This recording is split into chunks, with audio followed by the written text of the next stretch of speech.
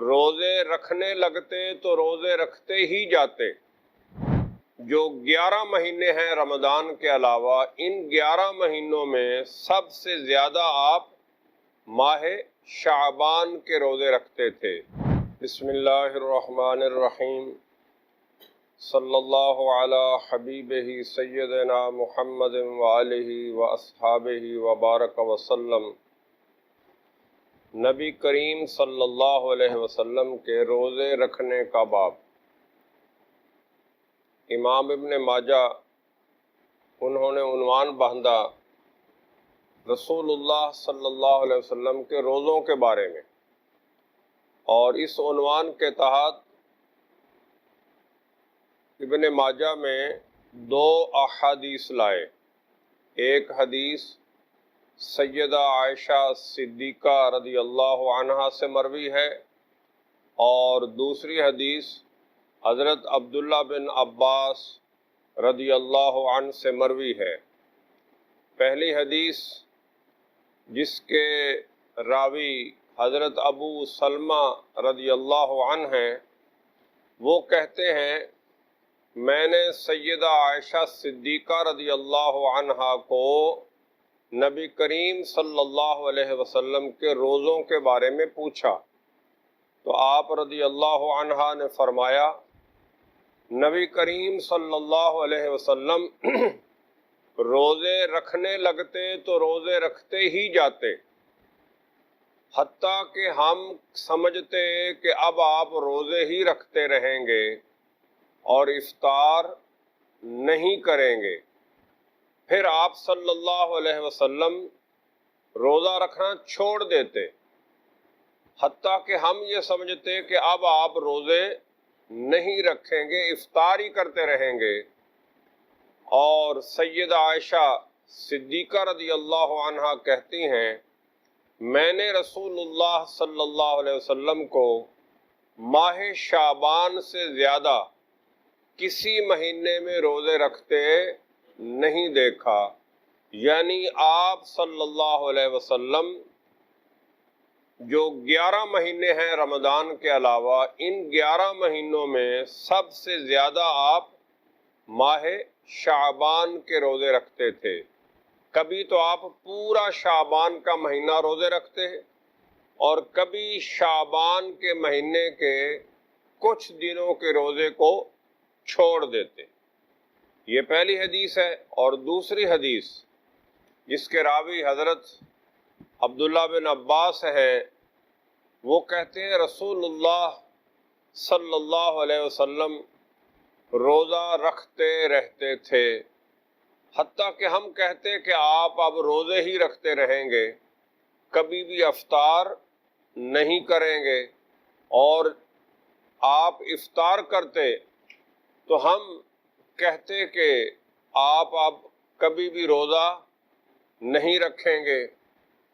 وما صام شہرا متتابعا الا رمضان، نبی کریم صلی اللہ علیہ وسلم لگاتار پے در پے مسلسل صرف رمضان کے روزے رکھتے تھے۔ منذ قادم المدینہ تھا، جب سے آپ مدینہ منورہ تشریف لائے۔ تو یہ 2 احادیث امام ابن ماجہ نے اپنی ابن ماجہ میں سنن ابن ماجہ میں پیش کی ہیں، جس میں نبی کریم صلی اللہ علیہ وسلم کے روزوں کا بیان ہے۔ اس کا مطلب یہی ہے کہ آپ صلی اللہ علیہ وسلم نفلی روزے کثرت سے رکھتے تھے، ہر مہینے رکھتے تھے۔ کبھی آپ روزہ نفلی چھوڑ دیتے اور کبھی رکھ لیتے۔ آپ کے معمولات میں تھا اکثر روزہ رکھنا، جیسے کہ احادیث میں آتا ہے آپ ہر پیر کا روزہ رکھتے، بعض احادیث میں ہر جمعرات کا روزہ رکھتے، ایام بیض کے روزے یعنی 13، 14، 15 ہر مہینے کی جو ہے اس میں آپ روزے رکھتے، اور محرم الحرام یعنی 9ویں 10ویں ذوالحج کو روزہ رکھتے۔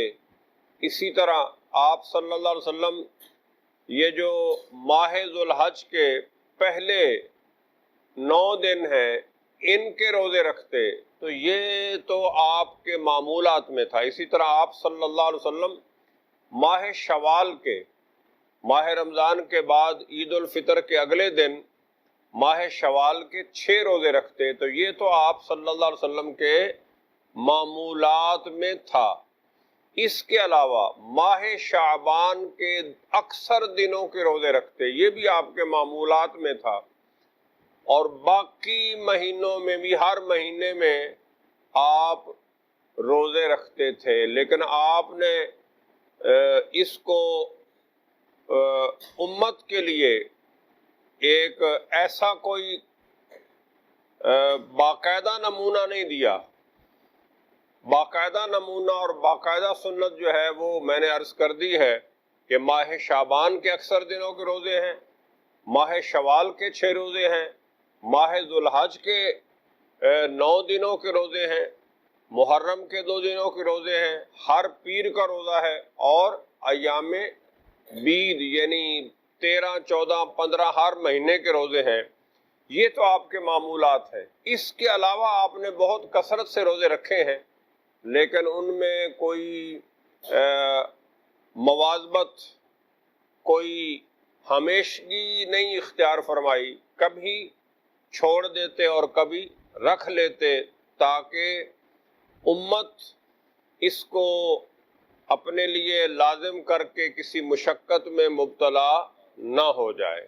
تو امت کی آسانی کے لیے آپ نے ان میں کوئی باقاعدگی اور تسلسل قائم نہیں رکھا، تاکہ لوگ جو محبت کرنے والے ہیں، جو عبادت گزار ہیں، عبادت کی چاہت رکھنے والے ہیں، وہ اس کو سنت سمجھ کے اس پہ عمل شروع کر کے اپنے آپ کو مشکل میں نہ ڈالیں۔ تو امت کی آسانی کے لیے آپ نے یہ کیا ہے۔ ویسے آپ صلی اللہ علیہ وسلم کثرت سے نفلی روزے رکھا کرتے تھے۔ مولا صلی وسلم دائماً ابدا علی حبیب کا خیر الخلق کلہم۔